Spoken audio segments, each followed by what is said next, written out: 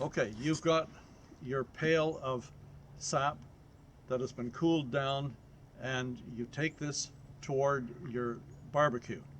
Now on your barbecue, you've got a pail, and you want to pour it from here into there, and you know that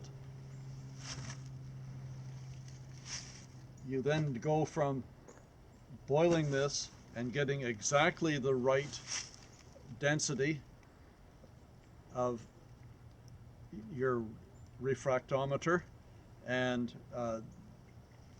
once it's at the right density and the water and the syrup is bubbling away, you then want to take it over to a filter, because after all, you can have all kinds of hair and other things, and you don't want any maple syrup that is not pure. So what you do here, now this may look like a coffee urn.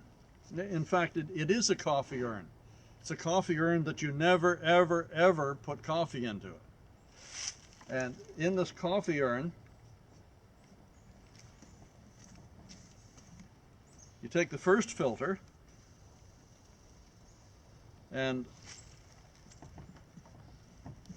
just put it in like this.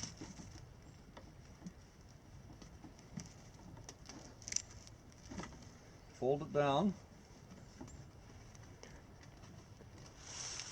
and tighten it up with your tape here. And then the second filter, you put it in there. Now the trick is to get the very hot sap, or it's actually maple syrup at that point, into your filter. This is outside in the barbecue. Wherever you put this, it's as close as possible, but it's dangerous because you got boiling water or boiling syrup that you're then transporting over there. So it's what I normally do is scoop it out with a big pail and dump it in, and then turn on the electricity to heat it so that it stays hot as I pour it into bottles. And this is nice and easy. You just flip up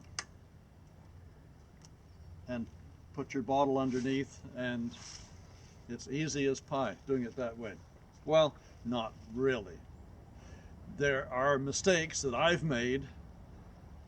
I'm telling you all these mistakes so that you can avoid these mistakes. Don't do what I did. Okay, one of the things I did once was I flipped this up, and it poured out beautifully into the bottle, and then it wouldn't stop. And I couldn't stop it for anything. And so I ended up pouring all the container into other containers, and okay, this maybe is an amateurish way of doing it, but what I hadn't done, I hadn't cleaned it before I started to use it at the first of the year. So once I had taken this apart, cleaned everything, washed it all, no soap.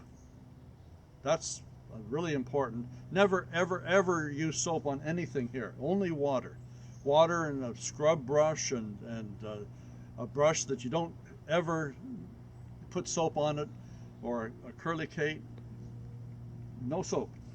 But the main thing is you clean it all ahead of time, and you use a funnel, and the funnel into the bottle, and this control system works very well if you start off clean and don't end up with the kind of mistakes that I've made, because you can tell I've made lots of them.